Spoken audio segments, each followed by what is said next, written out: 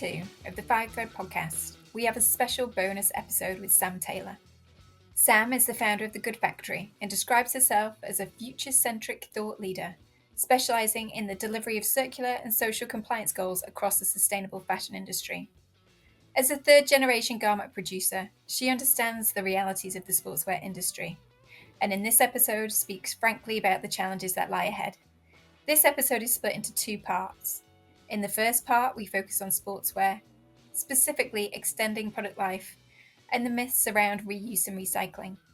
In part 2, we dive into the challenges of the fashion and clothing industry as a whole, from ethical working practices to the race for ever higher profit margins. I also asked Sam what keeps her motivated and continuing to work in sustainability despite these challenges. I've got to know Sam over the past year, and I'm always struck by her depth of knowledge in sportswear and also her straightforward honesty, both of which come across in this episode. Sam, I feel that you are a wealth of knowledge. From the time that I've known you, I've learned so much from you, and I think that comes from the fact that you have lived this. You know, I'm really fascinated by the fact that you are a third generation garment producer, and what changes have you kind of seen through that time, and also kind of where you see kind of production going? I mean, I definitely think the industry is the worst it's ever been. So when I was a teenager, my parents split up. My dad moved to Poland because that's where one of his main business was based. My mum was in the UK, and I was a bit of a rebellious teenager. So in the summer, my dad didn't really know what to do with me, so he'd ship me over to his buying office in Hong Kong because I wouldn't cause any trouble out there. So I've sort of really seen it, and I would say it is more unethical now than it has ever been. Like, how we treat our suppliers is appalling. The trust has been broken, and yeah, I think we do a lot more harm. We're a lot less considerate. There are less conversations as well around the development of new product. Like, I think back to, you know, when I was growing up and we'd get to be in meetings, or particularly again, because when I was doing my maths A-level, my dad would have me sit next to him in his range review meetings, and I would have the same, me and the design team would be timed, and it would be who would win, who would finish their piece of work quicker. So they would have to take through each product and where it fit in the range. And I would have to work out the product margin from the Chinese dollars into the retail Polish zlotys without a calculator. And we'd have to race each other to see who could get that done quicker.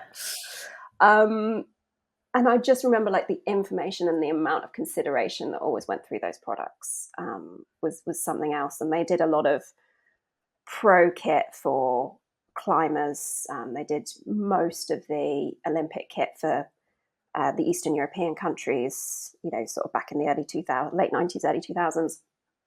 So it was really considered kit. And the fast pace of the industry means that we do not spend enough time thinking about what is needed in clothes and what people need. In fact, I'd go as far as to say we spend so much time now talking about innovation and tech and not nearly enough time about people, because at the end of the day, supply chains are people. It's not going to be the robots in the next, sort of 50 years. It's still going to be people sewing those, and it's still going to be people buying those products. But yeah, I seem to spend an inordinate amount of time talking about tech. So I think that's how it's changed. And where it's going, I think it will be really interesting, because I think legislation is going to play really well into this. And it's interesting because when I read the legislation now, obviously, particularly around the EU, it's really new. And they've missed a lot. And that's fine because it's really new.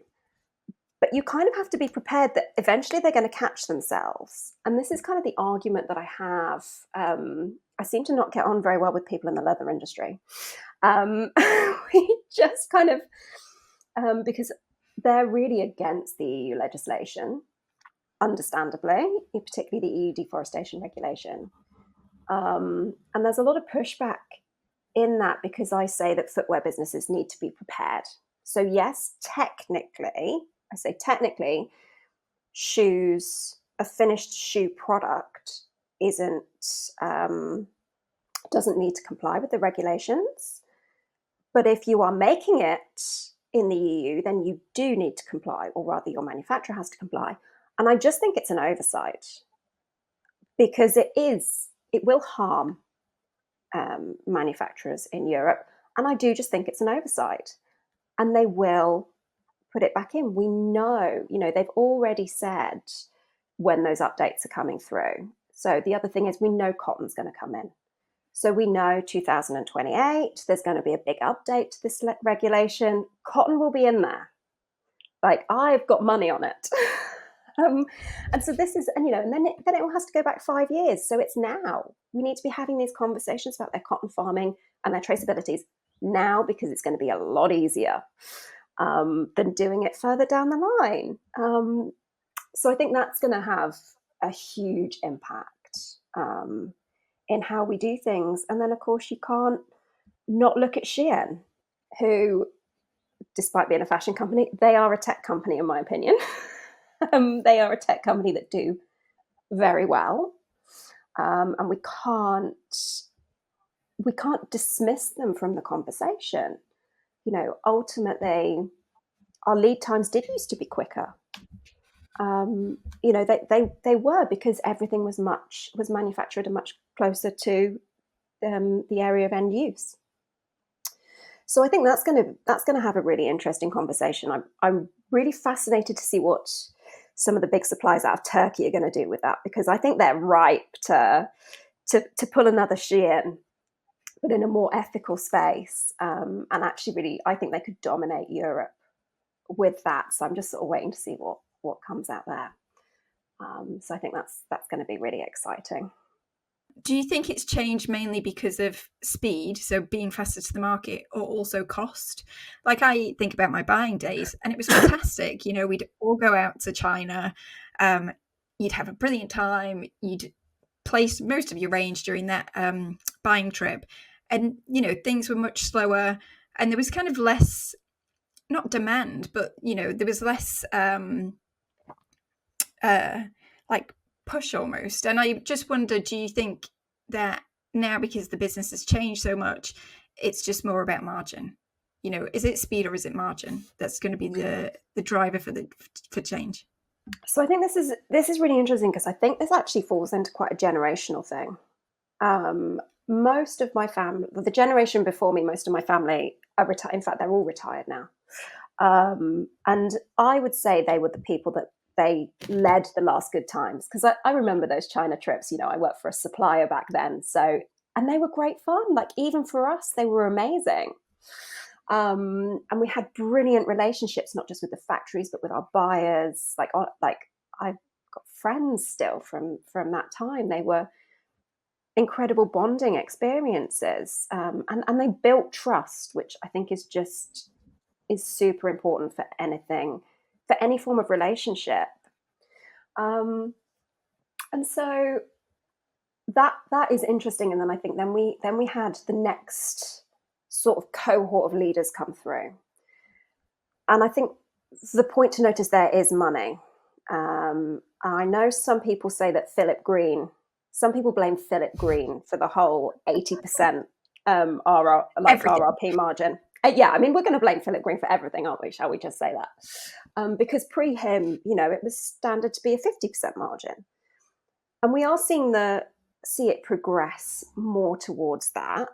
I think there's definitely been a change, but there is that level of people, and I don't know what it is. I don't know whether the fact that there was more money sloshing around, or rather, that doesn't mathematically work out, but I think it was more evenly distributed. So it was a generally good level of lifestyle, because if you look, and I think it's really important to look at the wealth inequality that is growing between Western countries, which is huge. When you look at COVID across Western Europe and across the USA, the amount of money that the middle class lost during that period, the top 1% wealthy, that's the amount of money that they made. That was a transition of wealth.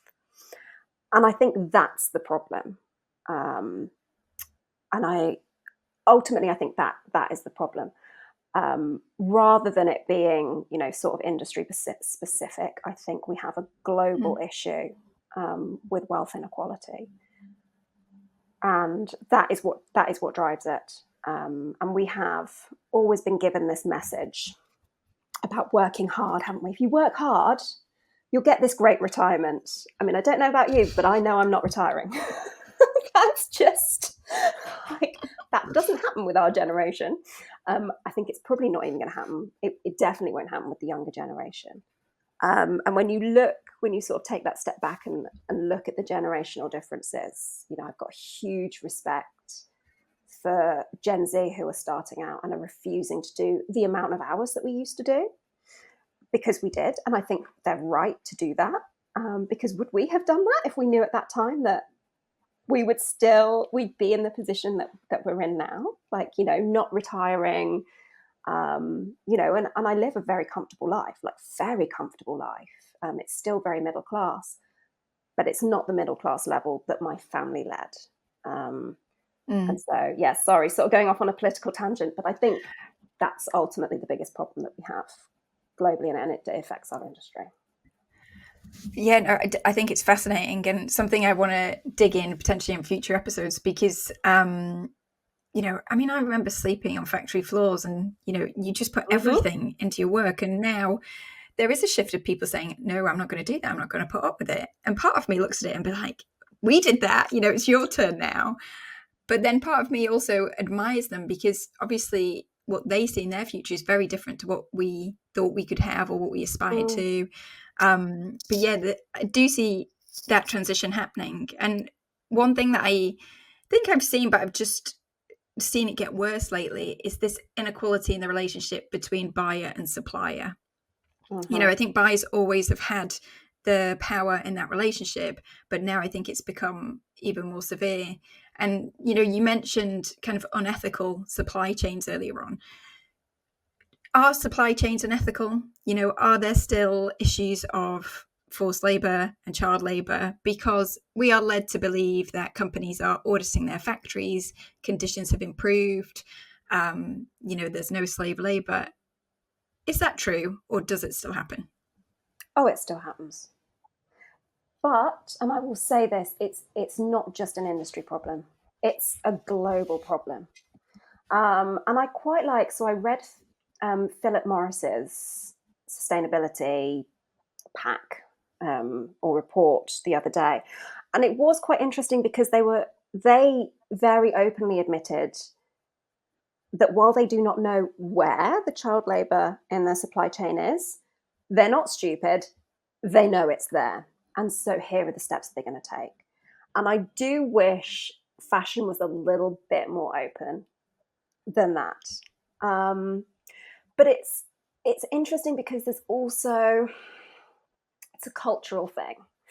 So I understand why the ethical base code came around, and I think they had really great intentions. But with like everything, I think it kind of gets a little bit out of control because, I mean, God, it's almost how many years old is it? It was 1998 it came out. So, over that time, it's evolved. And I actually think that now does significant damage to the industry. And I wish people wouldn't use that. And this comes about because so last year I had a few factories contact me because they were having a problem with some of the big UK brands refusing to pay them. And, you sort of dig into it and you're like, and some of these were called ethical, they're marketed as ethical businesses. And, I had conversations with the brands, and I will never forget one brand owner of an ethical business finishing a call with me after basically just being like, yeah, we don't do any checks. We send them a supplier code of conduct. And then if we find it, we'll fine them, more than their profit. So this factory have lost money. And she says to me at the end of the call, well, ethical's just a point of view, isn't it? I never felt Wow. like I was speechless. I was absolutely speechless. And I had a lovely conversation with the founders of Fashion Revolution after that. And I told them this story, and they said, you know, we of everything we thought you were going to say, that wasn't it. And so, yeah, I think it's a lot worse than it ever was. And I think because we have things like the ethical base code, that it was this idea that here are a bunch of standards that we need to apply, but then didn't apply it fairly, culturally, um, didn't, and it became a reason to not do your due diligence within your supply chain. And hilariously, the whole reason this story with this ethical brand came about was because they didn't know what machines were in that factory. They didn't even have a list of their factory's machines, but they'd gone in, they said they were going to place this order with them. It transpires that factory couldn't fulfill that order because they don't have the machines. They're not going to turn around last minute and just be like, oh, yeah, we won't make it. Of course they're going to subcontract it to a factory that has, I mean, what do you think's happening in that scenario? So I think it's just, yeah, we're not great. And then of course you go into the issues of Tesco and Intertech being taken to court by migrant workers in their Thai facility. And I'm sorry, how the fact you miss kids?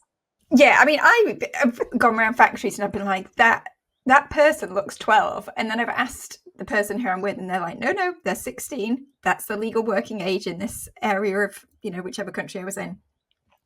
And it's very easy also to get fobbed off. And I wonder, is it ignorance where we're just, we're taking what a supplier says and taking that as truth? Or is it just that we're closing our eyes? It's an inconvenient truth. And at the end of the day, as long as we're making profit and we can make it cheaply enough, we don't really care.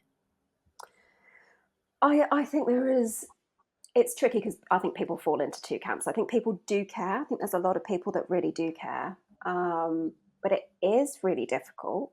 I will never forget, I've had the same thing as you walking into a factory, just being like, that person is 12. And then we were insisted to see in their documentation he was 28. I just like, I mean, if you could give me your skincare tips, that would be wonderful. And it's really difficult, I think, but it isn't that hard. When you go into any new job here in the UK, your passport you have some form of identity, and that goes on your file. It's exactly the same thing that happens. It's about ensuring that fraud, the government does it to ensure that fraud doesn't happen, but good enough, we can use it to do our own checks. So it's a difficult one, because I think people do care, but also I think, and particularly in Britain, we don't like making a fuss. So I think sometimes that plays into it as well. This is where you sort of talk about cultural differences within that, because sometimes it's really hard, like particularly as you go further down the supply chain, and it becomes murkier and murkier and murkier. But and this is always the thing you have, particularly in India with the different caste systems. Realistically, is refusing to let a young child from the lowest system work when they're not going to be in an education setting. If you then know that it's a safe environment and they are being paid fairly, and they're not being the problem there, I think, is always the sexual harassment that they get, and the racism within that. But if you can secure that environment, what's worse? And I think this is quite an interesting conversation when you get into Kashmir, particularly sort of that farming levels. Although I think most shepherds are like, this is not worth the hassle. But the other option, particularly in Mongolia, is mining, and you're like, I mean, neither of them are great options, really, are there? And you see, this is what I mean with like it having to be culturally based as well.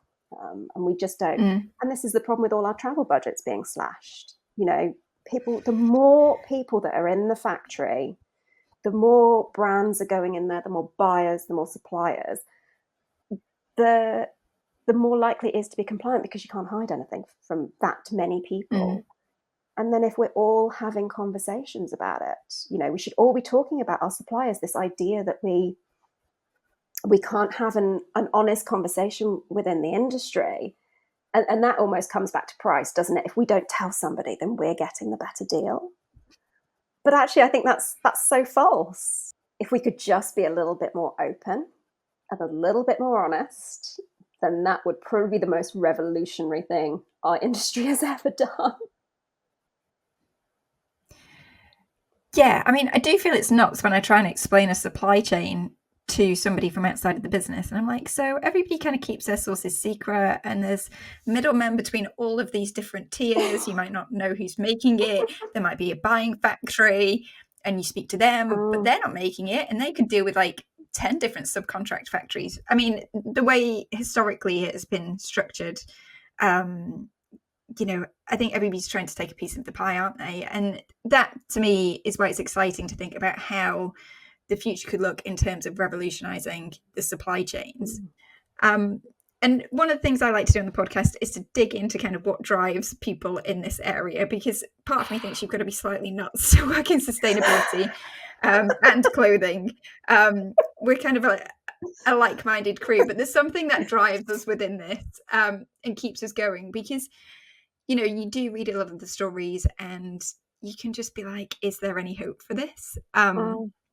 But, given your background and, this being in your blood and your heritage, what's driven you to kind of continue to do this and to drive the change that's needed? So I think it's people at the end of the day, because I genuinely believe in my core that everybody is good. There's a few, but it actually goes back to when I was at school. My friend's dad was a warden at one of the Category A prisons, and he said once that there are very few people in the world who are bad. He says even within his prison system, he says maybe 8% of them in there are bad. The rest of them are either forms of crime of passion, either for religion, for love, for all those things, or there's something wrong with them. They cannot rationalize in the same way as the rest of us.